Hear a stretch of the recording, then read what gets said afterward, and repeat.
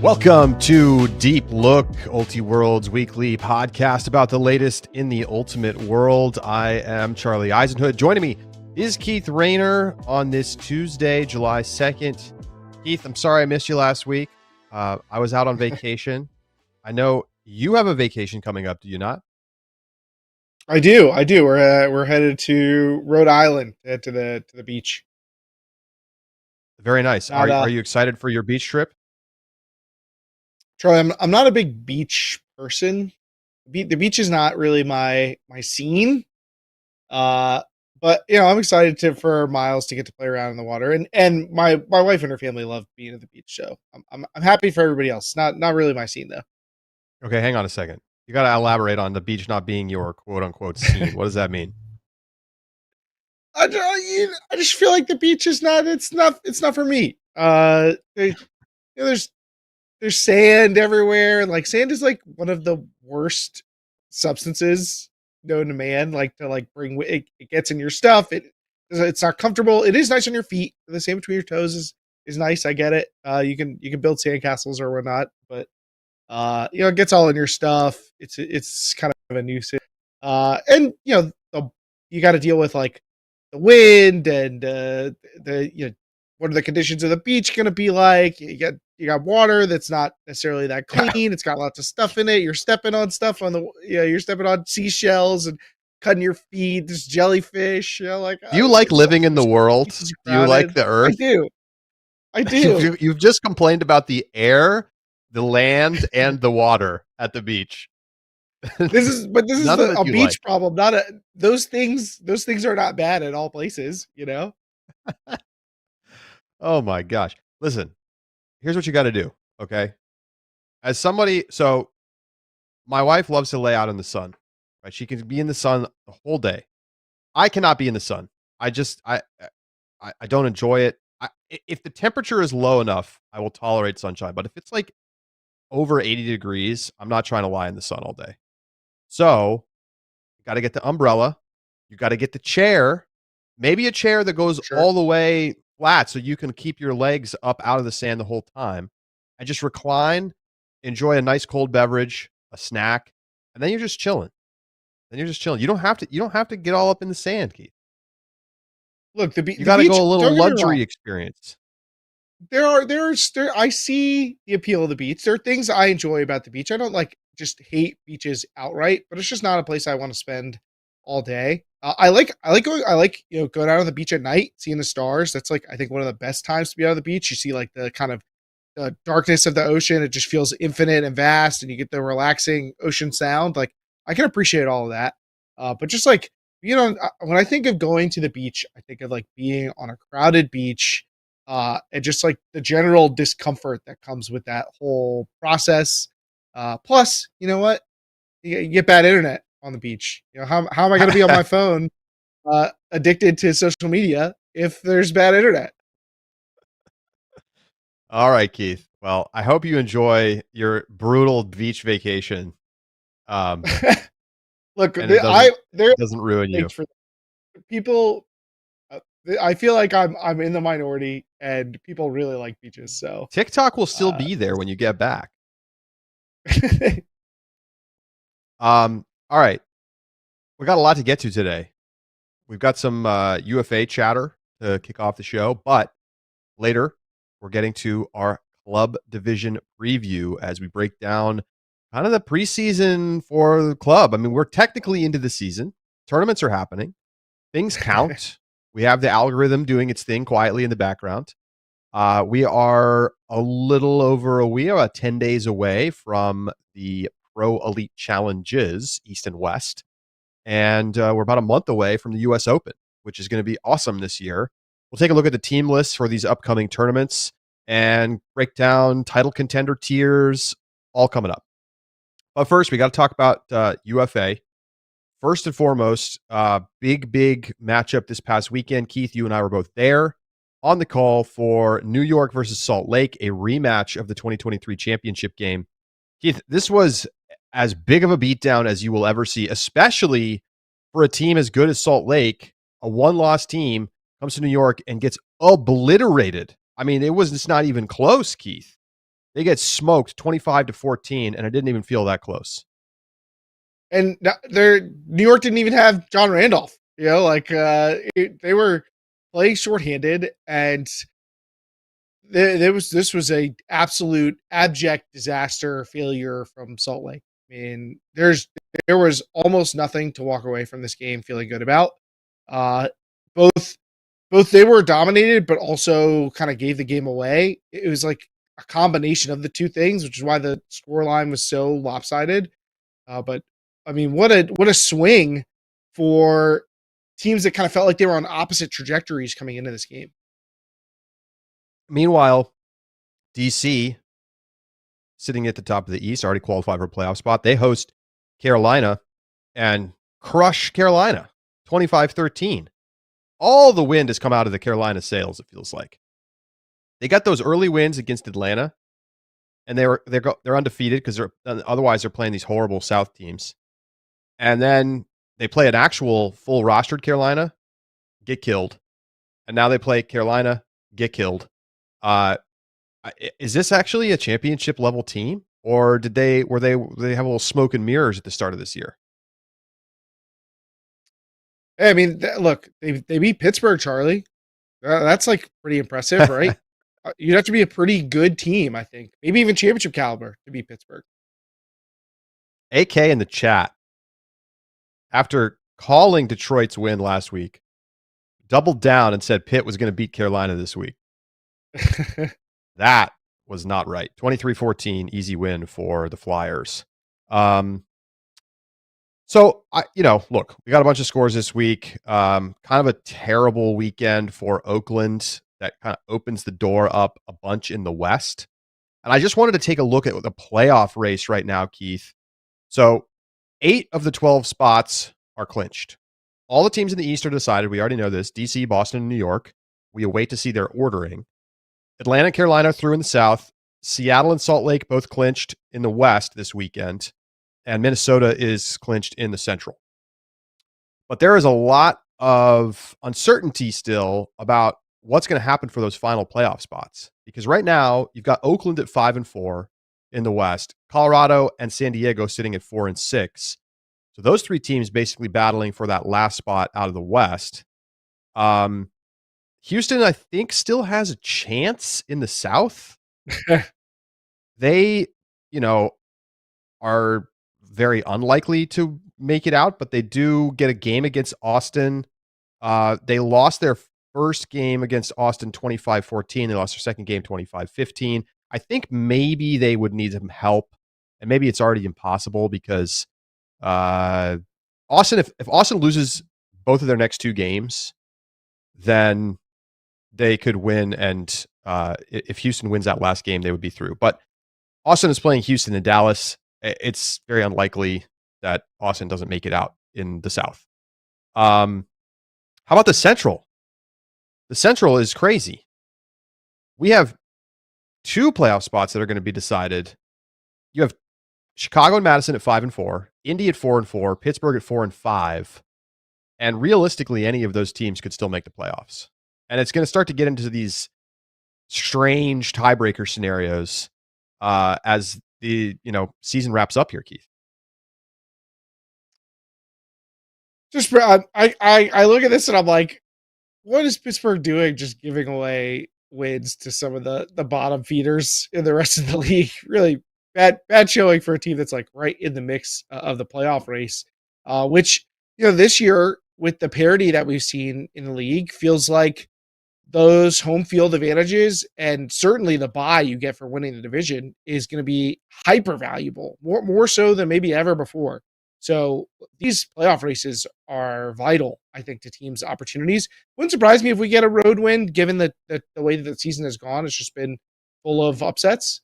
But I think that you're going to want to be the team playing at home to give yourself the boost going into your divisional matchups. Oakland opening the door out west potentially for Colorado with this past weekend. I mean, it's getting spicy around here. It sure is.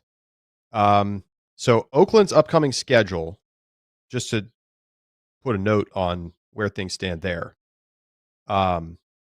They have Portland this coming weekend at home, and then they play at San Diego, at Los Angeles to wrap up their season. So that Growlers game is going to be very important. They need to take care of business against Portland and LA. But at this point, anything is possible, and not a good weekend for them.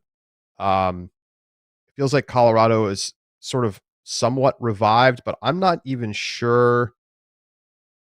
Can they get there? I guess if Oakland goes 0-3, then they have a chance. But I believe Oakland already holds the tiebreaker against Colorado.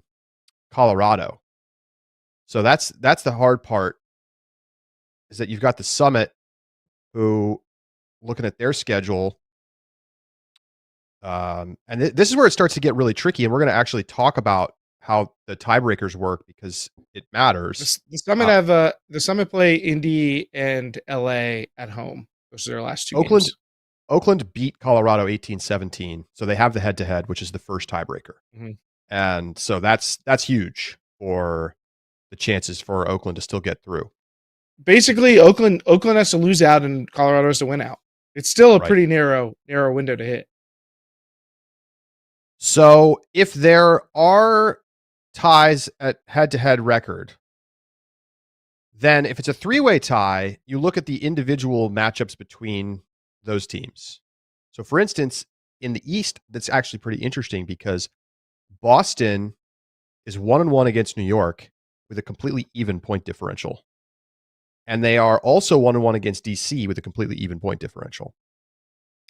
DC is 0-1 against New York, and those teams play again. New York won that. DC won that game. I said DC lost. No, DC won. DC 1-0 against New York. DC won by 2 goals.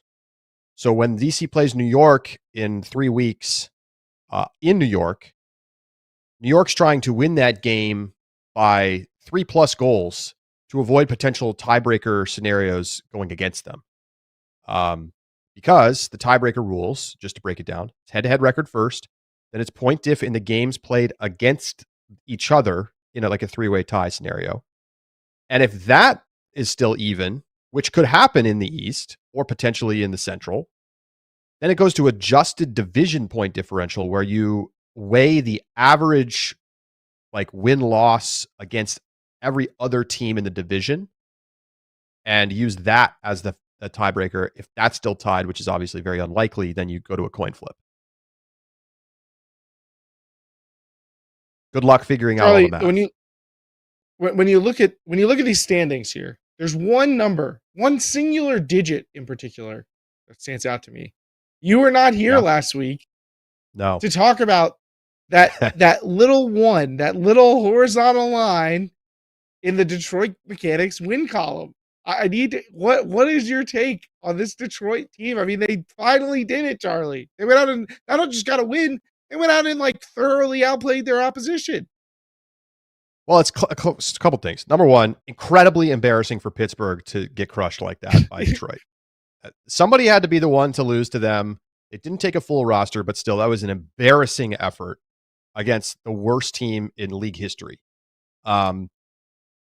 Everybody's been just fawning over Detroit. Oh my God, Detroit finally. I mean, Detroit was so bad that national news programs were doing stories about them for having the longest losing streak in professional sports. That's how bad they were.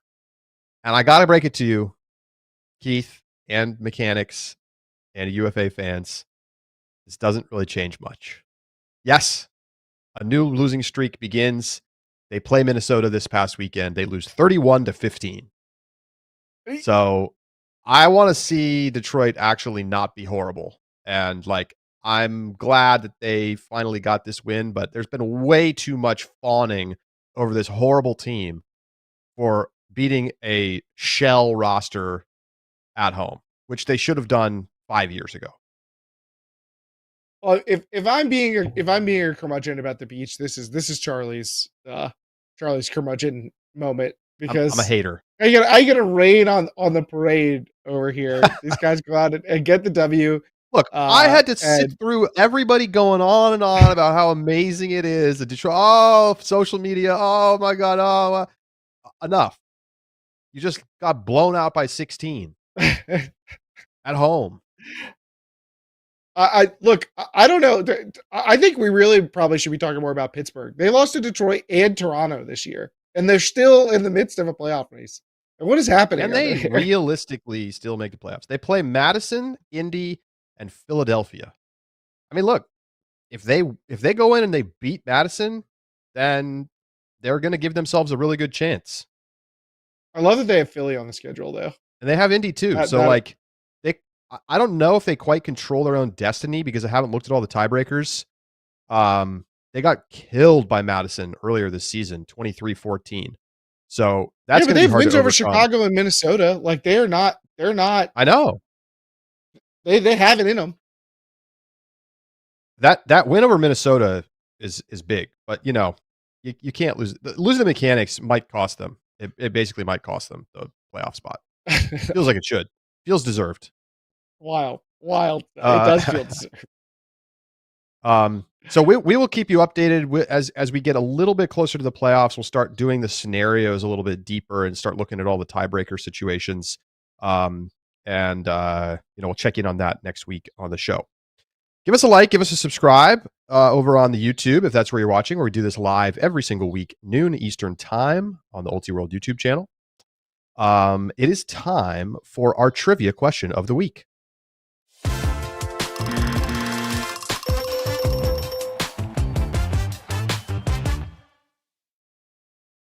All right, Charlie. This week's trivia question of the week. It had to tie into Detroit, right? Maybe the trivia question of the week should be from Rob G, who asked, "Will the UFA championship weekend be covered by ESPN?" Don't think so. The league has been working on doing their own programming, so I think you'll probably see it on their own UFA.tv. Maybe on YouTube too. We'll see. The trivia question of the week, though. With Detroit's losing streak finally snapped in the year of streak ending, you missed it. We talked about that on the show last year. This has been the year where streaks have been going down left and right. In semi-pro, across all the leagues, who now owns the longest losing streak? Across all semi-pro. Yeah. So there are no fully defeated teams in the UFA this season, I don't believe. Oh no, Dallas. Dallas is a contender. One. Dallas is a contender, but is there a PUL team that's been brutal enough to outdo them? Because I don't think Dallas won a game last year, if I recall correctly. But every PUL team won this year. I'm pretty sure, like even Atlanta got a win.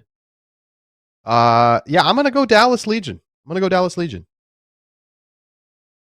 Okay, well we'll tell you exactly who did that. But before we do, we've got a new episode of Sideline Talk out, our subscriber-only interview podcast talking to the biggest and most interesting folks in Ultimate. Check out our conversation with Cammy Groom in this little preview.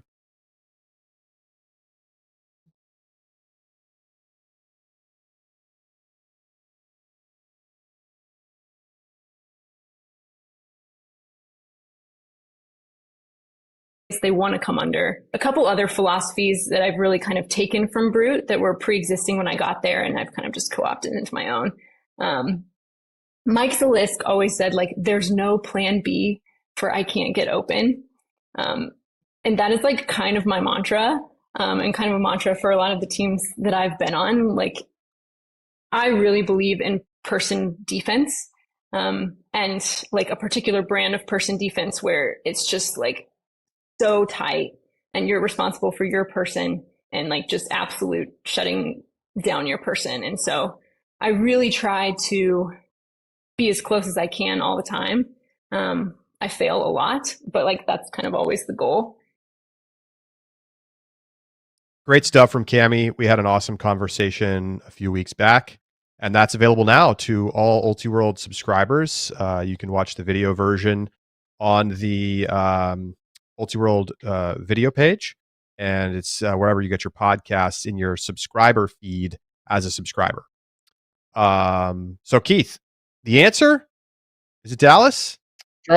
Charlie, you got it. It is Dallas, although not as Yes. not as long as you might think. Just 9 games. They actually beat Houston in the back end of last season Okay, that's to right. fend That's off right. a potential horror show run. But that is the longest streak. So all eyes on Dallas. The ball's in your court right now, Dallas. And is the league finally going to give us Dallas and Detroit next year?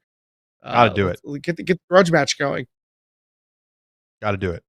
All right, we turn our attention now to the club division, and we're going to go, well, I guess division by division. We're going to start with the women's division, then we'll talk mixed. We'll take a quick break, and we'll come back for the men's division and take a look at some of the team lists for the big tournaments this season. So let's begin. Women's division. Brute Squad, your reigning champions. Keith, they just dropped their roster. It is nasty. It's going to be a nasty team. I am starting to wonder how close this team is to violating the regional player rules. Because, I mean, look here, we just put it up on the screen on YouTube. They have so many European players on this team. I'm like, how the hell is this? Does it have enough Boston players here to count? They must have done the math. So I'm assuming yes, but Levka Walczak is back. Floor Kalartz comes over, the tremendous player from the Netherlands who just killed it at Windmill. And they've got their Colombians. This is going to be definitely a top tier team once again in 2024. Probably the title favorites coming into the season.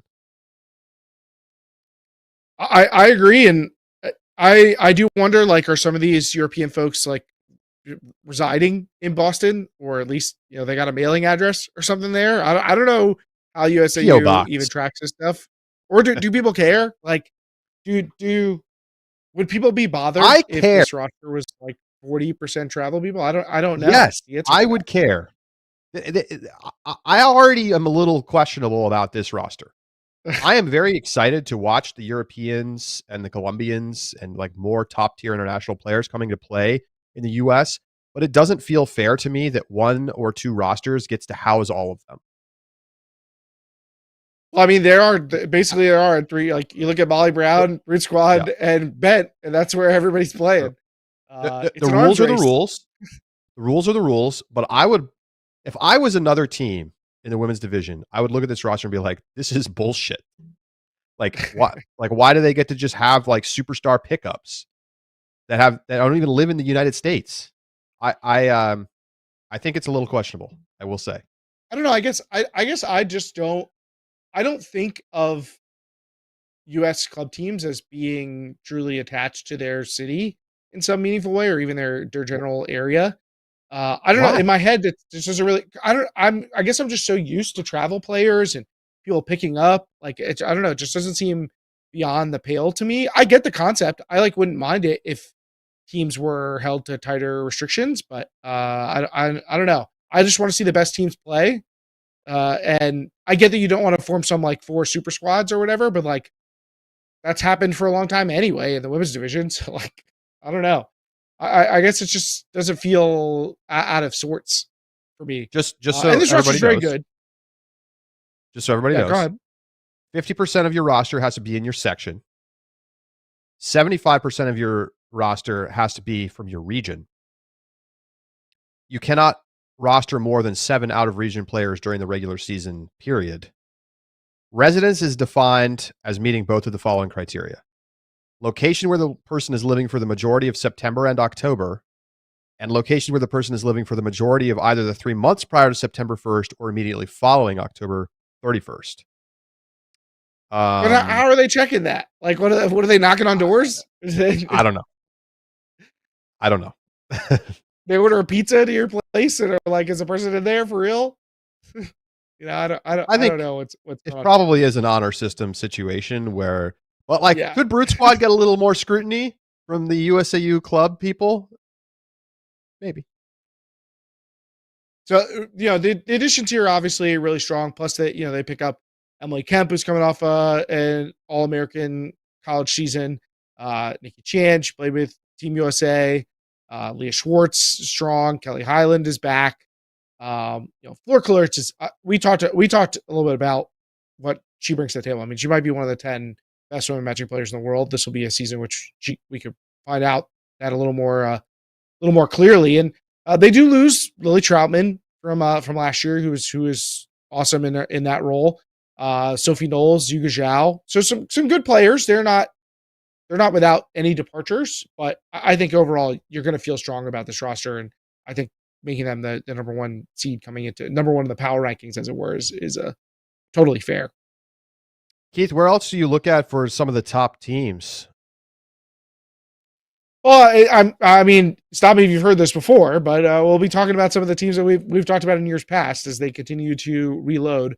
Molly Brown is in that category, and like a lot of the teams of this ilk, not a ton of changes, but some real big name additions.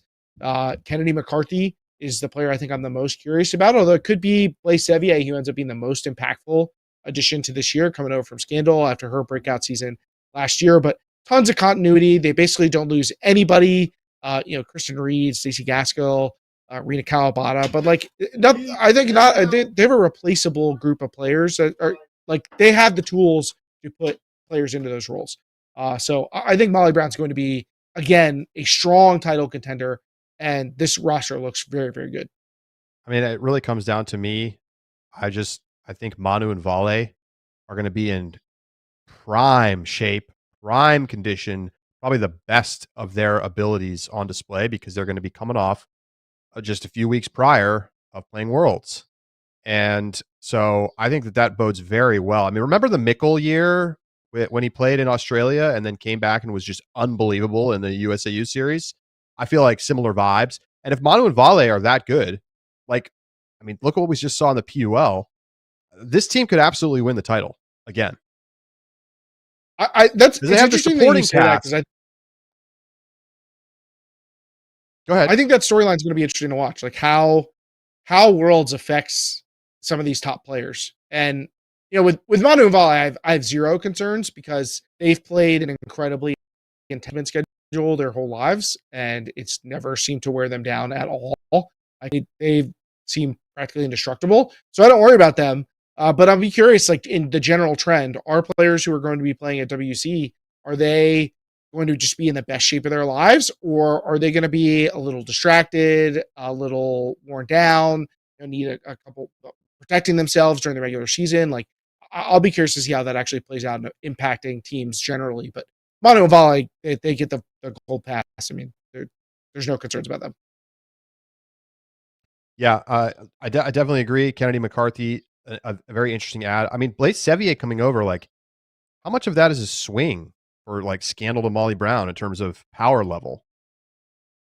I mean, Scandal's still going to be very good, but I'm not sure. Like, I don't think losing Blaise kills them, but I do think that it's a nice little pickup for Molly Brown. As much as she adds to the roster, it's also about subtracting from Scandal. What a great 1-for-1 replacement for Kristen Reed. Yeah. Why don't we talk about a little bit about Scandal? This team's been a little snake bit. I mean, on the other hand, they weren't supposed to be the team that we were all hyped up about last season, and then they came in and they killed everybody during the regular season, and they came up one game short at the championship. Still a great roster. Is it enough? Is Claire Trope, Cami Groom, Ashley Gentilette, is it enough? It wasn't enough in the PUL. It's a very similar roster. Is this enough? That's the question I'm going to have. Maybe Marie Perivier could have a monster club season. Yeah, they're bringing in Marie Perivier, Rahat Mazfari. Those are probably their two biggest ads. Although we've talked about last week, Edward and I talked about their handlers and how they might have not been able to deliver in some of the windy games that they've had to play in high level competition, including in the PUL championship weekend. Getting Annalise Peters, Tyler Smith, maybe those are players who could help smooth some of that out. Raha also can be a backfield presence if that's where you prefer.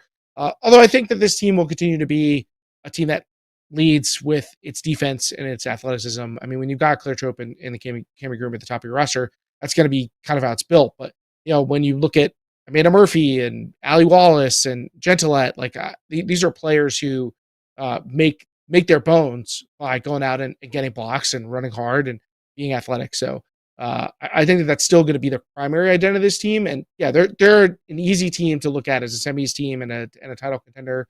But it's hard not to ask questions after what we've seen over the past 18 months from them in high pressure situations. Just like the throwing depth, is it there? That's the question. Have they done enough to bolster that? Because the throwing looked awful at the PUL game, and they definitely struggled against the defense from Brute Squad last year in the final. What else should we go to here? Should we talk Phoenix? Take a look at Phoenix's roster. Phoenix making some changes here. Not a lot of like big name changes after maybe what you're used to with Cammy Groom and Sarah Mockstroth coming on in the past couple of seasons. They do get Claire Revere back this year. I think that'll be a nice addition for them. And then a lot of solid players that have Carolina roots like Alyssa Earhart, Erica Birdsong when she's healthy, Sarah Combs and Allie Riley coming up from the UNC program. So you can still expect a deep team with a lot of system roots, but it's and you got Dawn Colton, who feels like she's getting closer to the peak of her powers. There's obviously still room to grow in her age, but it's starting to hit that like all club first team kind of caliber stretch of her career, I think. But it's hard not to be concerned after what we saw from this team last year, and then you're taking away Mex. Maybe they can coalesce a little bit better. Player. Last year just felt like the team wasn't coherent in some way. It felt like something was missing, and with all the continuity that they've had and the core leadership group remaining so similar, you think that maybe they can smooth some of those things over. Because you still like the talent, like the things that got us excited about this team last year are mostly still present this year. But we've got to see them turn over a new leaf after a disappointing season in 2023. Floor, quarters, ceiling, quarters. Sorry. Unless we see like major breakouts from, like Dawn Colton going to the next level. I don't know. I have a hard time seeing this team getting to semis this year. The power level on other teams is too high. I don't know who they look to. Yeah, I think that we're getting to the point in the women's division where one semifinal team is going to be shaky. Like there's going to be one thing that shifts. I feel like you're going to look at the top four teams, and three of them are probably going to be in firm position and probably be the top three by the time we come down the stretch. But something else is going to shake. The same way we've seen from Scandal in the past few years. And a team that I think you might want to keep an eye on is Bent. They've got some good additions. Obviously, they're coming off a year in which some of their members helped lead the Gridlock to a PUL championship. But when you look at Bent, whose roster came out pretty recently, the big name, of course, that they're picking up is going to be Jenny DeJesus. Adding her to the roster is obviously going to add a lot of juice to a team that picked up a ton of talent last year. And I think, having a year of reps underneath them is going to let this team be able to take a big step forward this year. Some solid players departing from the team, but I think Cassie Brown was awesome in the PUL season. They're picking up Emma Taylor Soilis, who has been a really dynamic cutter out of the Philadelphia area. So I think that this is a year in which you can expect Bent to kind of as the step forward they started taking in 2023. Yeah, you start to look at this roster and feel really good about what their offense could look like. I think adding Jenny is a big deal because it's just like now you have like an A1 cutter to match up with Gina in the backfield as an A1 handler. And I think for a long time, you're a little like, I'm not so sure if this team's got enough O-line power. But now you look at some of the young talent they have on the team now with Ella Jungst and Abby Hecko. I mean, I don't know exactly what their O-line is going to look like, but I feel like I look at this roster and I see an O-line that can get holds against the best defenses. And that's not been true really at any point up until maybe last season. I'm not, we're going to be making our semis, finals, and champion predictions in our subscriber bonus segment in just a little bit out the back. We'll be doing that live in the Discord immediately following this show. So a great chance to sign up for a subscription if you don't already have one, multiworld.com/subscribe.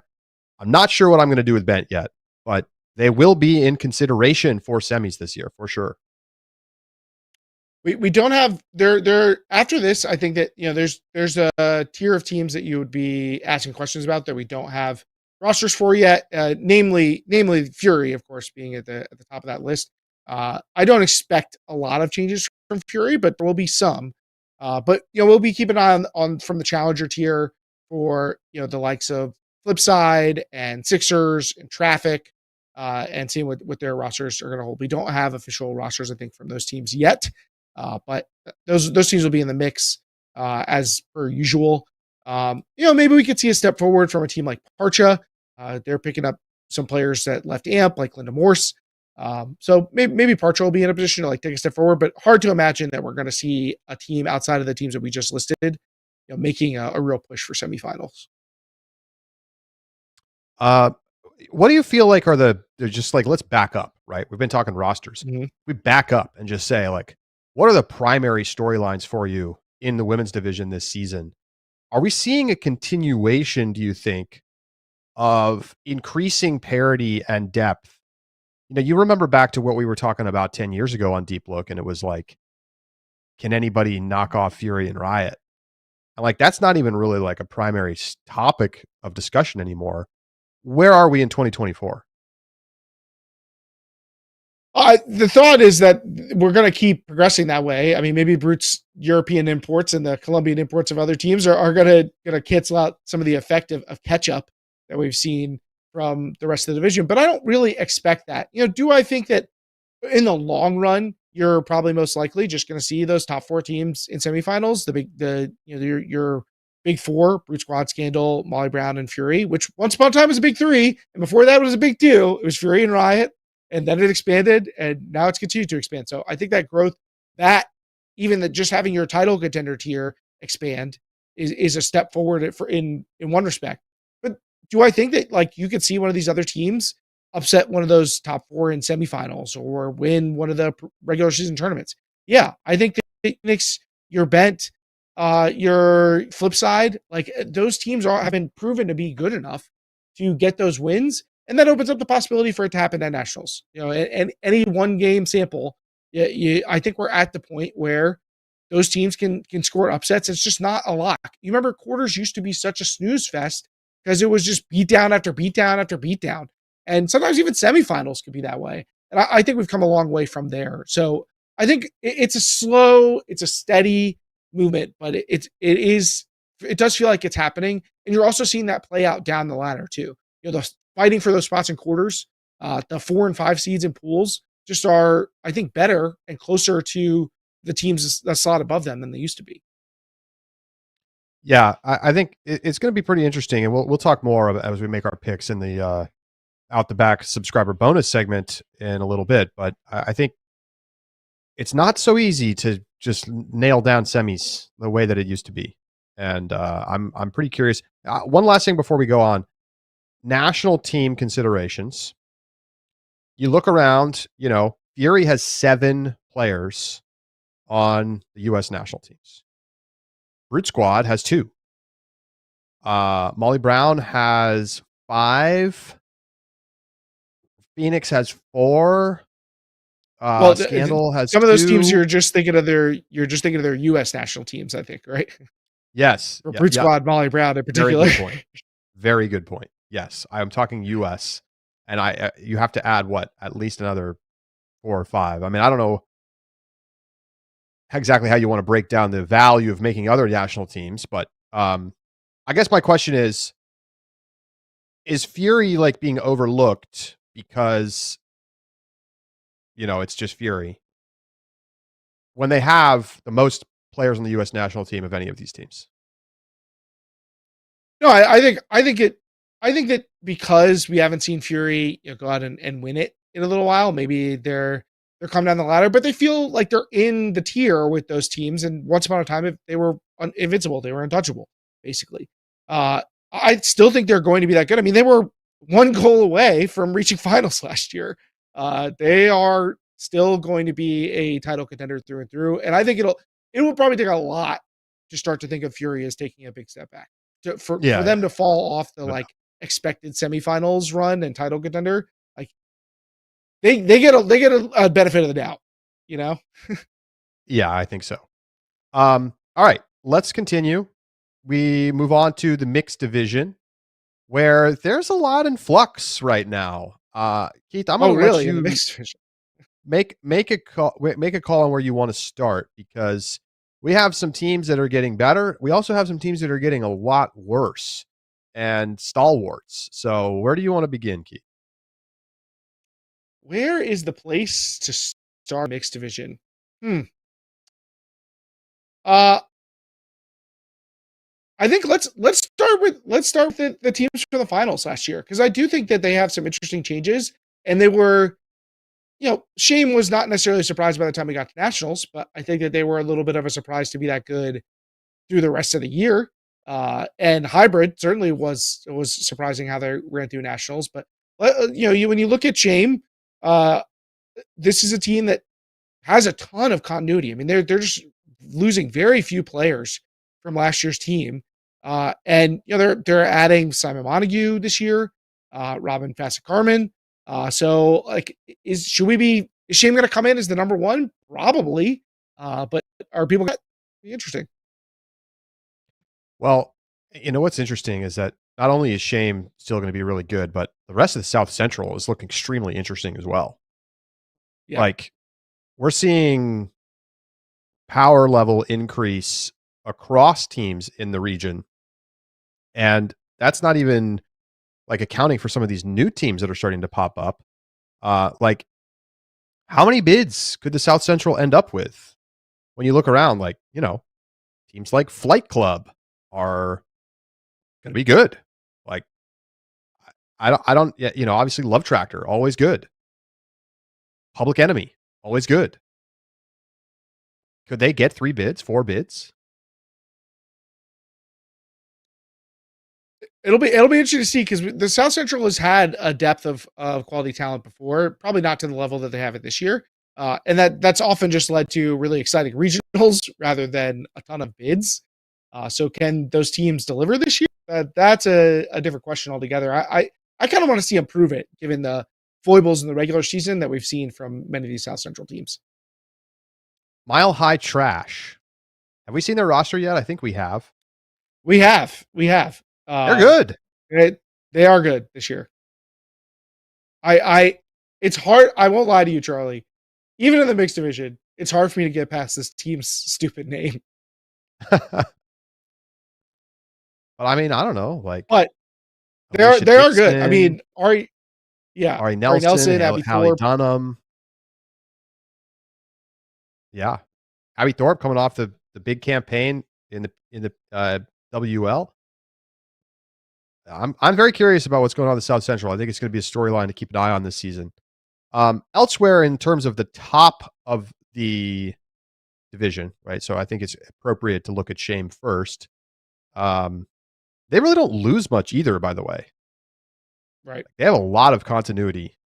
And how will Simon Montague fit in? Will he just come in and be an absolute beast? I could see it. I don't feel like that's really his game.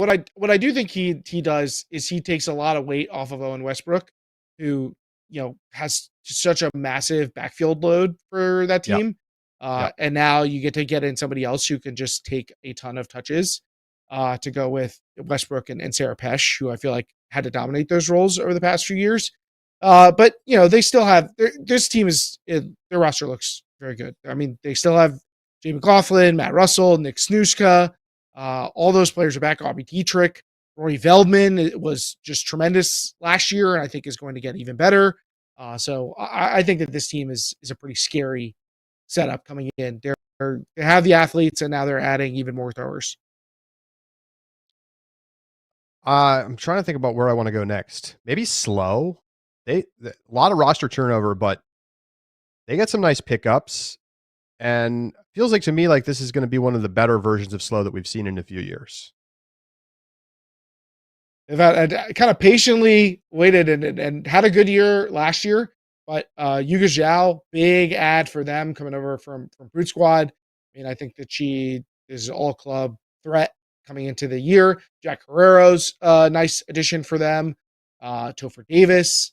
They pick up a lot of players, and they lose Kelsey Devlin and Ben Field, but they don't lose very much. So I think that this is a team that has real semifinals potential uh, with the talent that they're bringing back.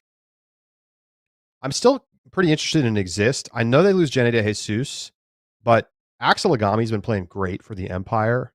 Um, Connor Russell joins the team this year as well. I still harbor some concerns about their depth on the male matching side, but Oliver Chartock's a nice piece. And you cannot. I mean, their female matching players are just fantastic, fantastic. Once again, hopefully Emily Barrett back to 100% this season. Jolie Krebs on the roster. I think she could win Player of the Year. Like that's how good she's been playing this season across college and semi pro. She could go off and drive this team to a deep run at nationals. I think that that's possible. I don't know that they have necessarily a replacement for Jenny.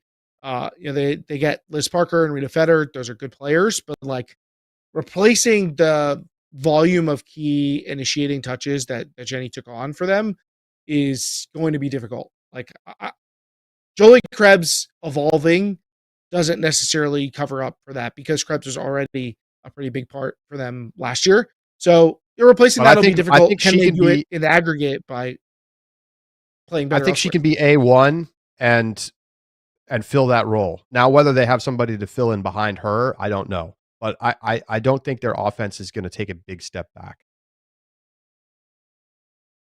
Yeah, I mean, and it looks a little rocky for them last year until they pulled it together at nationals. I think Exist had some rocky moments last year. So I'm interested to see how they perform this year. I think that I'm expecting more of the same. That they will be good by the end of the year, but there could be some ups and downs in the middle of the season. Dragon back, by the way, with Mexstroth back, that's huge. A couple of other nice pickups: Claire France, Chagall Gelfand. They were already good. DeClerc, I mean, they've got a chance to win another title this year. I haven't said that in a couple of years. Yeah, this is in line, I think, with what we've seen from Dragon in the years past, but getting Mex back. I mean, you got Mex and Bacon back on the roster. You've got Danny Byers, and you mentioned DeClerc, Danacour, Bevon. Like, I think this team is deep. They have top end talent. I like them a lot to have a really strong season, and they're definitely a team I would consider to be my preseason title pick. We cannot look past Hybrid. Of course, made the final a year ago. A lot of turnover, some nice new names, lose some key pieces as well. But a lot of their biggest contributors are back. Was it a flash in the pan, do you think, last year with Hybrid, or is this a team that we should be considering for semis every single season? It felt a little like high variance last year, but I also think that benefits them. The fact that they have made a couple of deep runs in the past 3 seasons is going to make this team better. And I think it's part of what's attracting talent to the team. And they get Rachel Mast, who just made the U.S. national team. They get Aaron Bartlett. He's obviously been with Truck Stop. They get Calliope Cutchins. She's had a great run with Michigan over these past couple seasons. I mean, they're picking up more good players, more depth, and keeping most of, I think, what they were relying on last year. Like when you look at the core players who were getting the touches for them last year, who were doing the important things, those players are still there. And so they still have Nathan Champeau and Sarah Nitz and Theo Shapinski. Like, I think this team is quite good, and I think that it would be foolish to write them as being a flash in the pan team last year. Now, the inconsistency we saw from them, you got to put a mark on that, but they're another team that's got to be in the mix after what we've seen for them. I mean, it's 2 separate years in which they made deep runs, mostly with similar core. That's true. And how about Skunk making the U.S. men's national team? I mean, that's going to be valuable reps for him.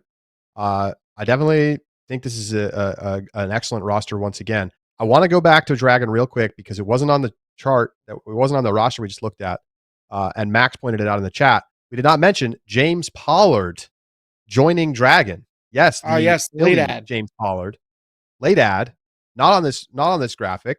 I don't really know what the story is there, Keith, but he's going to be a big pickup. I mean, this team is big. Their men's side of the roster is tall, and Pollard's going to add to that. They could just run a bunch of 6-foot plus guys out there and cause real matchup problems for other teams. I think that's probably the D-line's plan. That would be my bet. That's what they're planning on doing. And getting Pollard's good because I think they lost Sam Berglund, who was like their core puller last year. So maybe James Pollard could slot right into the D-line and bring that. We can't finish this segment by not talking about AMP. Look, AMP Big is still going to be changes. pretty good. But man, you want to talk It's a about new some era. departure? It's crazy. Henry ain't gone. Raha, already mentioned her playing down the highway a little bit in DC. She's gone. Nat Bova is gone. Linda Morse gone. It's a big turnover year. Obviously, still lots of talent on this roster, Keith. But can this team, like, I don't think we can talk about them for semis at this point. I think making the bracket would be good for this roster. And also, we've seen even with them have a really talented team, they have mucked it up on occasion. So, it's hard to have a ton of faith that this is the AMP of old, where you could just kind of count on them year in and year out. Now, there are still, like you mentioned, going to be good.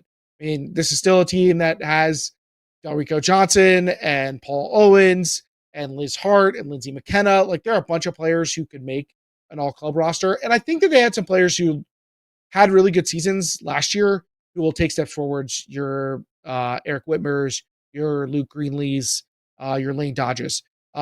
They get K-Spa, Veronica Colagus-Polaris. She's a nice ad. I think Taylor Conroy is a young player who could take some steps forward with them. But yeah, it's hard to get as excited about this roster when you see just talent is leaving. And I wonder if they will still be able to have the dominant women matching presence that they've had in years past when you take away Raha and Linda Morse. It just feels like before that was kind of the ticket was they were like, you just can't beat us on this axis. You just can't put a line of women matching players out that can beat ours. And I just don't know if they feel it feels like they have that superpower anymore. Should also note that they are getting Nate Little. He could be a monster out there. So I'm very curious to see how he performs in this setting. But a nice ad to go with Paul Owens. Good programs rebuild. Great programs reload. Will it be a reload or a rebuild situation for AMP? We will see. Do not also miss that the coach they're losing Pat. So yep.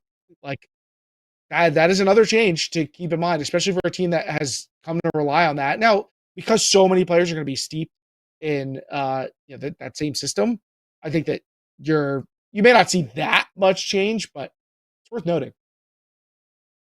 All right, let's take a quick break here on the pod. When we come back, we will talk men's division, and we'll take a look at some of the tournaments coming up on the Triple Crown Tour. Stay with us.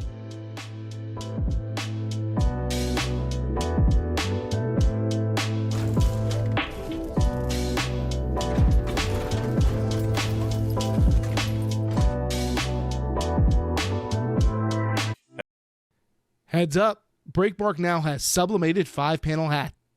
You can get the hat and their famous reversible free with the purchase of one of their 3-piece team bundles, starting at just $85. Get all the details at breakmark.com.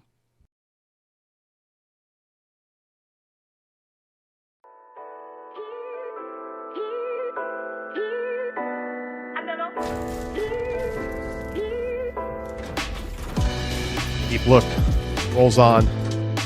Keith, just poured myself in the intermission there a little La Colombe triple latte. Now, Starbucks has been sending out these coupons. I don't know if you see this. I got the Starbucks app. They're like, hey, 50% off. Hey, 4 drinks for $20, like 3-4 times a week. I feel like everybody's competing to like start to lower prices now after relentless price increases since COVID. And you know what? I said instead of saving 50%, I will just pour myself a nice beverage here at home. How how you feeling about the inflation situation right now? Whoa. I just Big, I don't know why I big thought it. topic. I was like, I want a coffee, but I don't want to go out to Starbucks just so I can say that I got a deal, and I'm still paying like $4.50 for my drink instead of an outrageous $9. Inflation is annoying, but the entire world is dealing with it. It's not an American phenomenon. And it sucks every time I go to the grocery store, or like you can actually go back and compare. I've started to see there's some trend on social media or whatever. It's where you like take your grocery order from like 4 years ago and you type it in now and see what it would cost. Um, like one thing I noticed was my dog food bags. They went up like $20. Like they used to be like I Oh think we my used to pay like god. $50 or $60. Now they're like $70 or $80, which is kind of nuts. Craziest Now I the only have to buy craziest those like once every few months, but olive oil. So expensive now. I think well, olive oil has some things doubled in are price at Costco. some things are just market dependent, right? Like some Yeah. it's going to be literally about I that think the market's Italian fluctuation olive in oil prices. like they had bad crop or something. Like you I remember do the, you think remember the avocado scare, whatever, where we were like thought we were going to run out of avocados and avocado prices were going way up. Like chicken prices are going up. yeah, eggs, egg prices were crazy there for a little while. It does feel like grocery prices have started to really like come back to not all the way back down to pre-COVID, but like I'm starting to see prices that feel familiar again after like a couple of years of it being like brutal to go to the grocery store.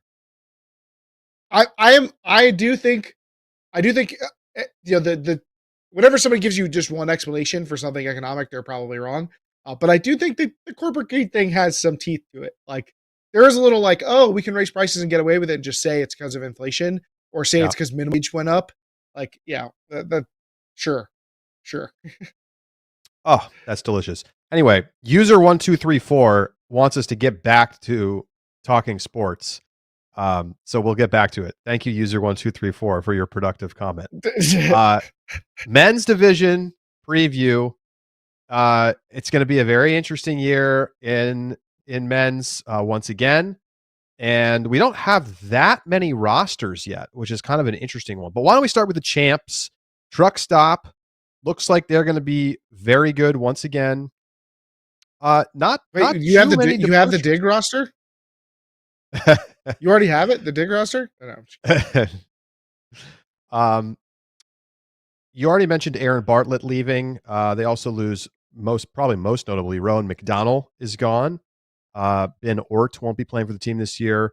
But they bring in Elliot Bonet, so they lose one great European player, they bring in another, and a lot of continuity and a team that's loaded with U.S. national team stars. This is the offense to beat, and it's hard to see that going away with guys like Christian Boxley leading the way once again. Yeah, I mean, this truck team is going to be very good. I do wonder a lot about what the impact of losing Rowan is going to be beyond just on the field. I mean, obviously there were times last year when he was their best player, but I think that they have enough offensive depth to make up for that. With the players that we've seen from their O line. And I'm curious where Bonet is actually going to end up lining up. Will he play with the offense? Will he play with the defense? That is something to see.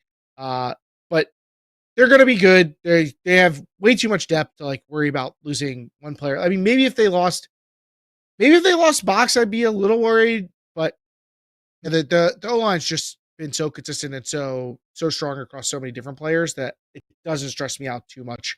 Uh, they will be good again. A lot of What national do you team think? players on this team. What do you think they do with Rowan's spot? Because I know Rowan's in his mid 30s at this point, but he was maybe their best player in the final last year, and has been just an important leader for them. Like who fills that role on their O line? I mean, what's their O line going to look like if it looks like last year, right? You're talking about Johnny Malks, Jacques Nissen, Andrew Roy, Box, Cole Zurich, Tyler Monroe, and And maybe Bonet. who else? Yeah, you could slot in Benet. I could see Charlie McCutcheon coming over more. I for some reason it just doesn't worry me too much that they won't be able to fill in that those reps. Yeah, I mean, you don't just replace a Rowan, but they have enough depth that it just doesn't feel like something that's going to detract a huge amount from their team. Remember that they went 1-2 in pool play last year? Yeah, that's That the was recipe. It's second year in a row teams done that. And then they lost in quarters, but still won the title. Wild. uh, Rowan led the team in assists last year with 19. At Nationals, he only had 2 turnovers at Nationals. Whew. That's going to be tough to replace, if not for nothing else than the leadership. But I think they're going to be fine from a throwing perspective.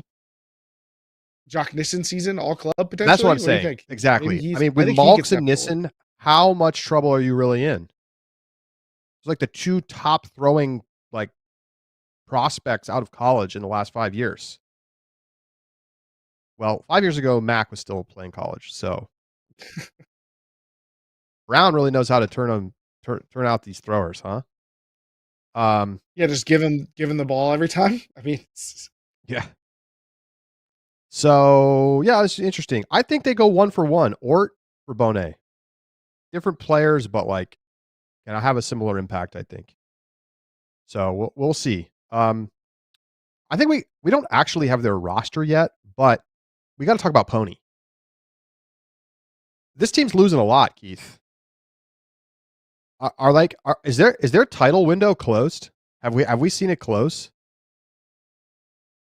I see the roster, but if the rumors I've heard are indicating, I mean, it's really small now, and I don't know how you reopen it when the players that drove that title are aging. And so, I mean, is this the last hurrah? Potentially, unless we see another big influx of talent. Yeah, I mean, what all do we have for? I'm looking for the list. We have a list somewhere with all the players who we think are going to be gone, but we know Ryan Osgar's gone. Jack Williams is gone. There's a full. Do we know that somewhere about Jack? I still don't. I don't know that we've. I saw that Jack heard it. Jack appeared on some random mixed roster or something. To me, that smelled like club preseason. I'm playing with this other team because I can, and there's no rules to stop me right now, kind of stuff. But we think Osgar's actually going to suit up for Mallard, play the series with them. Sure, should restart Mallard too.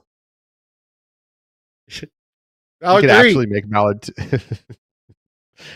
All right. So anyway, I mean, no matter what, Pony's having big turnover. And I think you look at what happened to them last year with the roster that they had, and it's just hard to feel like they've got enough left to make another run. But maybe. Chris Kotcher is still that dude. He is so good. He's almost 30, though. I know. But Yacht, can Yachts take the next step? JR, Antoine, I don't know. Still gonna be good. Yeah, they'll be good. I mean, they were a crack away from semifinals last year with all the talent they had, though. They'll still be good, but competing to make semifinals feels like where they're at. Yeah, especially with what we see from the rest of the division. I mean, we got to talk about Machine, right? That was exactly where I was going. Let's talk about Machine. Yeah, you want to talk about big European ads is the headline. Yeah, they get the reigning men's player of the year from Europe in Danny Murray. They also bring in John Lithio. Walt Janssen is back, also European rep. Talented young defender Will Wettengel is going to be joining as well. And they don't lose a ton. They lose Jordan Kerr. Connor McHale does feel like it's going to be a bit of a hit. But otherwise, they've got their guys back. And look, Joe White could be the best player in the division this year. I mean, he might be there. he might be there already for me. Like my preseason Pody favorite might be Joe White. I mean, this team has two players who I think you could put in the conversation for the best male matching player in the world. And so like that's going to put you in spot like right away. And obviously they have the depth and they have the experience. I think that they're definitely a title contender with this roster. Do you think like what do they still need something more, or is it they have I have all the pieces, they just need to go win? Like The is this more the enough to beat latter Truck? than the former. Is this enough to beat Yeah, Truck? I think this is. I think this is enough. I don't think it's a layup by any means. Like I don't. They're still going to have to go there and play their A game. That's how good Truck is. But I think from a talent and experience standpoint, they have the pieces and they have the different components necessary. Right? They have great defenders, have good athletes, they have game changing throwers, they have takeover players, they have rock solid Yep. guys too. So like, Yep. I mean, I don't know what else you want to see besides Let's an talk actual Ryan. title. Oh, there's the roster. Take a look at it real quick. They yeah, it's a very good roster. What I like about this team is that they have a lot of defense first players, and like they can really put a D line out there. I mean, that's been true for a long time for Machine, but you know, we don't even mention the names of some of these guys. Like Tim Schock is an awesome defender, and they have a lot of guys they can build around. We get another year of Walden Nelson. Is it time for him to retire yet? I feel like he's getting close, but good for him. Go get a I think chip. he's weighed out Wodach. He's like I'm not going before Wodach goes. Yeah, I really like this team. They have some extremely high upside players as well. You know that can really go out there and make a big difference. How many players do they have make the national team? Just one, I think. I mean, some of them didn't try out. Nate Goff makes it. You know, Joe White didn't try out, for instance. But interesting. Let's talk Rhino. Rhino bringing in Henry Ing, Matt Rader, a handful of other key names. They lose a couple guys. I mean, Leandro Marks probably most notably. I'm still not sure I quite can see like a championship contender here, but this does seem like a team that could knock on the door of semis. How do you feel? I mean, they've been in that position before, and I think that from a like pure in and out standpoint, like the ads and the detractions from this team, they're about even.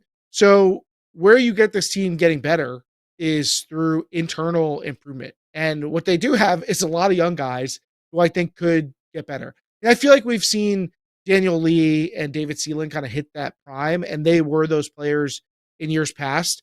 But you've got Micah Glass and Ben Liume. They have Felix Morin, right? Like these are guys who could take those steps forward and help this team improve because they have they have the like big time star player with Rafi Hayes, and then they have a lot of vets too to lean on with your Jack Hatchett's and your Vin Buoys, Chris Strub, like Eli Friedman. I think that the makeup is there, but we just haven't seen this team come all the way through to the other end. They are a team that I think I think I'm gonna end up picking them for semis, but they are on that level. They're definitely in that tier. Great roster release, by the way. Yes, I know you like this, Keith. Magic the Gathering card. I do mess with that. Five for a 4/4 with a lot of text. I mean, that's good. You never know. Like, could we see a resurgent Dylan Freechild season? Like, I really like the top half of this roster. I think their offense is going to be awesome. I worry about the depth and the ability of the defense to get breaks on the best teams. That's how I'm feeling. It is curious that like I went through that whole roster and didn't mention Dylan Freechild, and like once upon a time he would have been like the headliner, and it feels like we all decided he wasn't very fast. Well, I mean, look, Dylan won Player of the Year in what 2019, and then COVID, and then it was like this big exciting thing last year that he was going to join Rhino, and he just was. It just wasn't that much. He wasn't that impactful. Yeah, he really He was didn't feel like good, but not great. He was not the Dylan Freechild of old last year. No, for sure. not even close. He had 3 goals and 5 assists at Nationals in 5 turns. Very mediocre.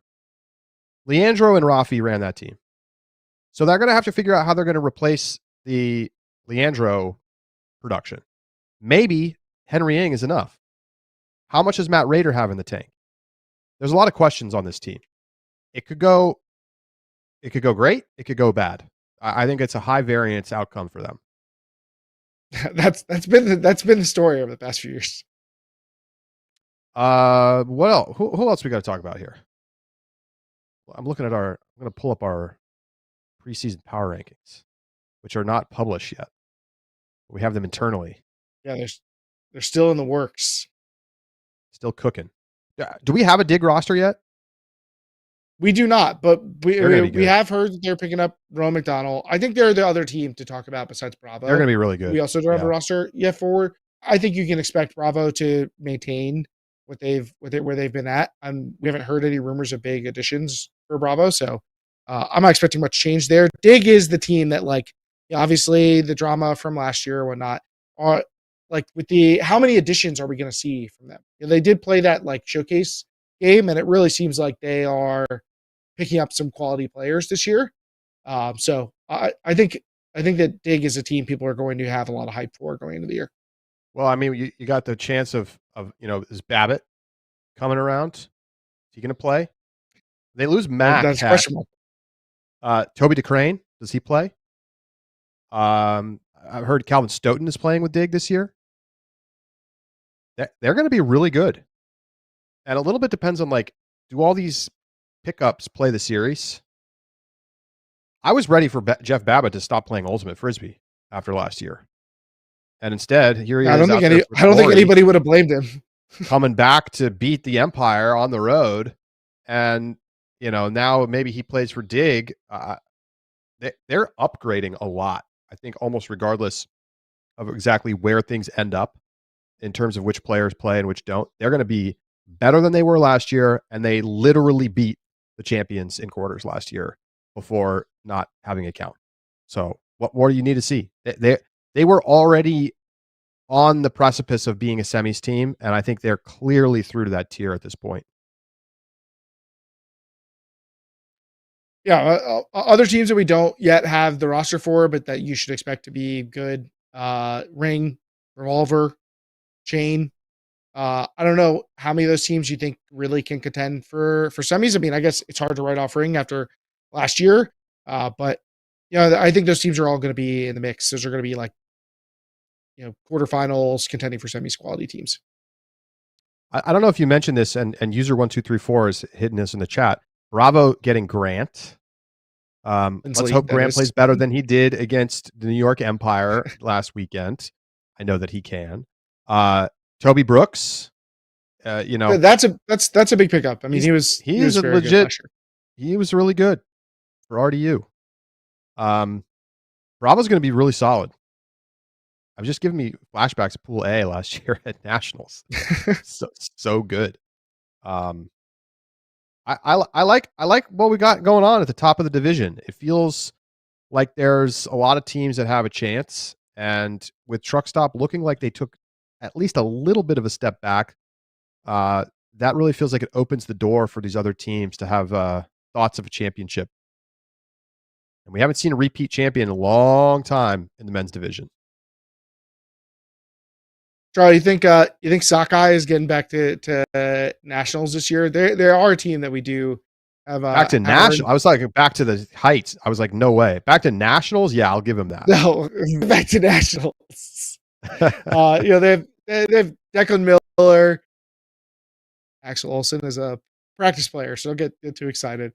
But they are getting Cedar Hines, Ryan Shigley. They still have Trent Dillon, Sam Tice, D.Y. Chen, Jack Brown, Manny Eckert is back this year. Lucas Chen. They get Max Gade. They get both. They're going to go. They're going to go back to. They're going to go back to. Okay, I don't think Dark you're Star is not doing it worried again. last year. I'm not Oh, worried. no Dark Star. No, I think Dark Star is not doing it Better again. better odds better odds of getting back to national sockeye or blueprint. Sockeye. Okay. But Blue's good. Blueprint looks like they're going to be legit. I just think things had to break really perfectly for Blueprint last year. They didn't earn a bid, keep in mind.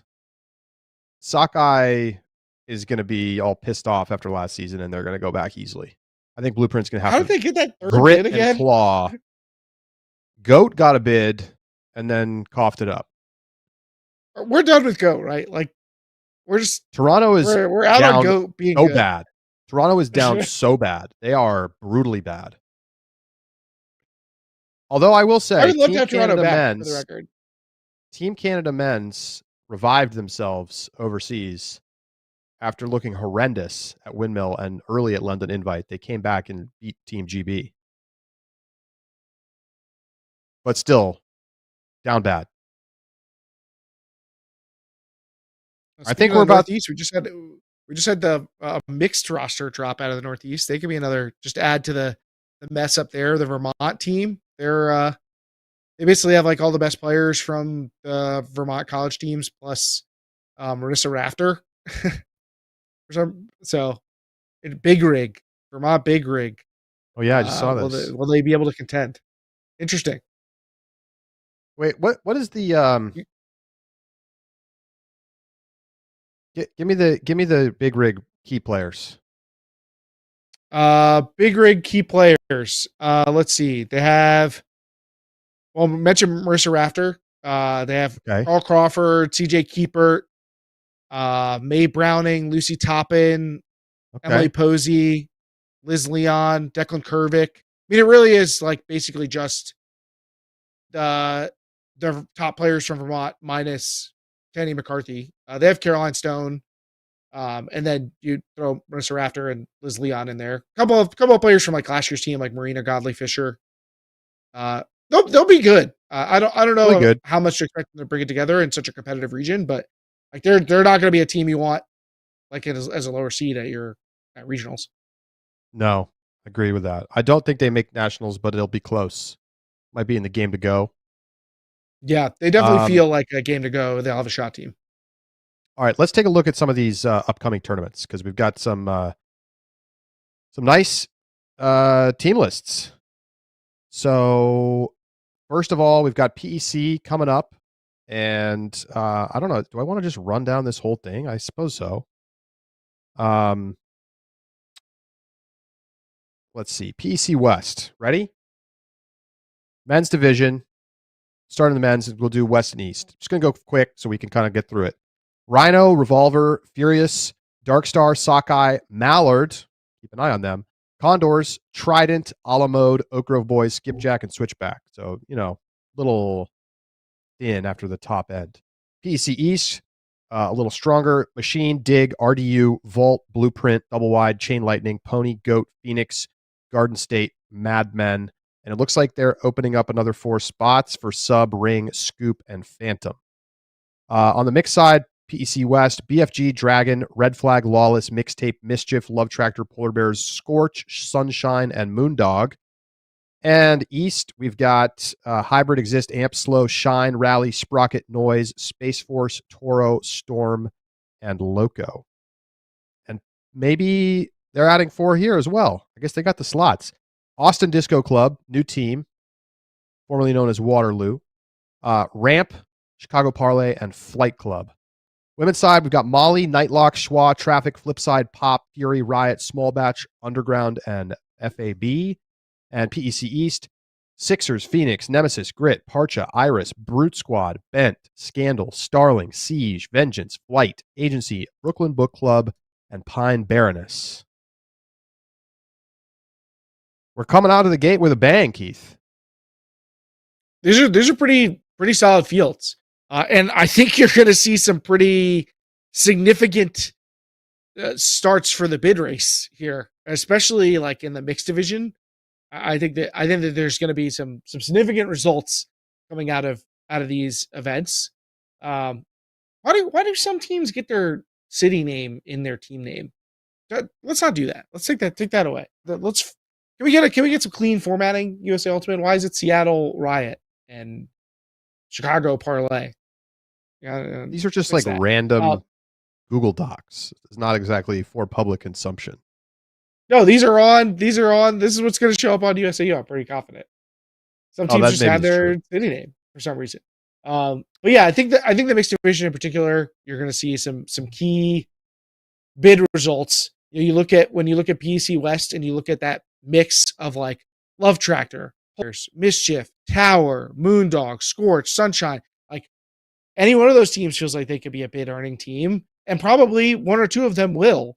And these results are going to feed into that. All right. I also want to talk about the U.S. Open, August 2nd through 4th. It's a key stop on the road to Worlds. There it is. It's up on the screen. So I'll just go through women's. Scandal, Fury, Brute Squad, Molly Brown, Flipside, Schwa, Nightlock, Bent, Phoenix, Starling, and then Team Canada and Team Mexico. Team Canada is attending in all of the divisions, in fact. Mixed is Amp, BFG, Shame, Exist, Mixtape, Voltaje, Top, Hybrid, Slow, Lawless, Mischief, and Team Canada. Top is from Panama, by the way.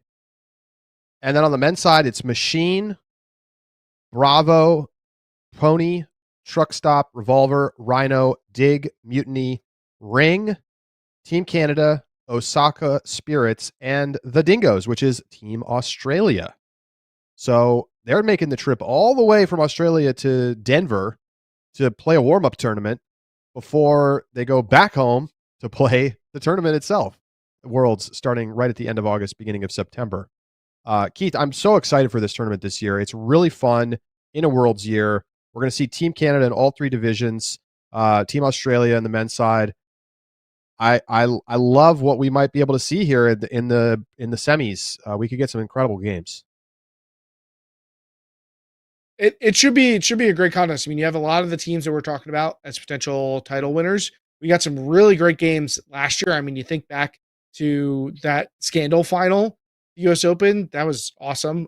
We had some great matchups between Machine and Pony. There are some really great games, and then you got some memories like Mutiny. Who's going to be on their roster this year? Maybe they're getting Ryan Osgar. Maybe Jeff Babbitt's on Mutiny. I don't know. Maybe Rowan McDonald's there. Maybe me. I might be on Mutiny this year. You don't know. Could be anybody. Could be anybody. And what do you want to talk pro champs, or should we just leave it at that? Well, I mean, I think the question about pro champs is, I mean, it's right when World starts. Are people Yes. like people are obviously going to be at Worlds? So how's that going to Yes. impact pro champs? That's the thing I think people are wondering about. Well, it's definitely going to affect some teams heavily. I mean, I think, Fury not making the trip. I think that's not unexpected, given that they have, a third of their roster playing for the World's teams. Oh yeah, Brute Squad's not even going. Yeah, I think pro champs is not going to feel very pro champy. It's not going to it's still an important tournament, still going to be important for the rankings. It's still going to be meaningful for some teams, but I think you're going to have to take everything there with a grain of salt, because we're going to have the best players all out. Like, what is Truck Stop going to look like at this tournament? They're not going to be nearly the same team. They're missing half their O-line. On the other hand, I understand why they're going. It's so close. I bet you a lot of people from Shame are going to be there. South Central's always got to be disrespected. South Central about to dominate. Yeah. Anyway, going to be a great season. I feel like there's less certainty than we've ever seen, which is fun. It's like the number one complaint is that it feels like you know what's going to happen before it happens. And that's been increasingly less true. And last season was awesome. And I am actually genuinely excited for this year's club season. let the hype begin. We still need a name for this period of time. The free agency of Club Ultimate, the trade period. I don't know. Give me something. We need a sweet name for that. Transfer portal. This is the time to get hype about the transfer portal. So the club season is underway. The Pro League Challenge will be 13th and 14th of July, so 11 days away from now. All of these tournaments will be broadcasted live on Ultiworld, so get yourself a subscription now, standard or all access, and get ready for tons of coverage this season. We're going to have more cameras at tournaments, more games covered, and big showcase event at the U.S. Open as we get ready on this road to Worlds. And if you haven't already, go back, check out some of the windmill footage so you can see some of the top European teams, but also some top American teams were there, and a great chance to kind of wet the whistle for this upcoming club season. Before we go, it is time for what do we got? Our question of the week, right? Yeah, we do. We do have our question of the week, and it comes from the Discord. Ravi asks, does Team Canada Open stock move after the London invite? Interesting progression. They played GB 3 times. They lost 15-4, in which case everybody was pushing the panic button, just absolutely smashing the panic button. But then they came around, they win 13-10 against GB, and then beat them again 15-9 in the final. So what are we thinking about Team Canada after that set of results? Who's panicking more, Democrats after the debate or Team Canada after 15-4 in a friendly? Does their stock move? Yes. It has to. I'm going to say to myself, Team Canada was going through a process of multiple tournaments overseas to work on specific things, getting better, finding rules, and as they started to coalesce and tighten up rotations, they end up beating what I think is a pretty damn good Team GB. I'm not sure whether I feel like it tells me more about GB or Canada, but I definitely feel better about Team Canada's chances after they really righted the ship. And it's not like they just got one good result, they got two. And I think that's important. It's not only is it important, but it's important that they came in at like an order that allows you to tell yourself a story that they were getting. If they had like won 13-10 and then lost 15-4 and then won 15-9, I might be like, the high variance. Fortunately, their best results have been their most recent, both in the sense of just this series, but also in how they've been playing in international competition. And so I think that makes it easier to start to feel a little safer that this team is progressing in the right way towards WUC. It's still concerning, obviously, that they even have a 15-4 loss to GB in the bag, right? That is a club that they can pull out of the caddy, because you don't want to pull that out at the wrong time, and you end up 60 yards afield of the green. It feels like this team is not safe, but it's good to know that when they pull together and play, B plus A minus game, they can still go out and beat a good GB team. Yeah, I totally agree.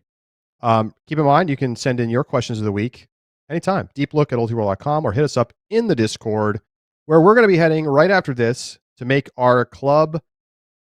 I think we can still call it too early. We don't have rosters for everybody yet. Club too early, semis, finals, and champion picks. So head over there, join us in the Subs Voice channel, and we will talk to you then. We'll see you back here, noon Eastern, next Tuesday for another edition of Deep Look. For Keith Rayner, I'm Charlie Eisenhood signing off. We'll talk to you next week. Happy 4th of July, everybody. Don't let Spotify take your money. Go to your account. If they upped your price, just go make sure that you get the right one. They're changing the plan, but you can get the plan for the right price. Go check your account. Fade him out.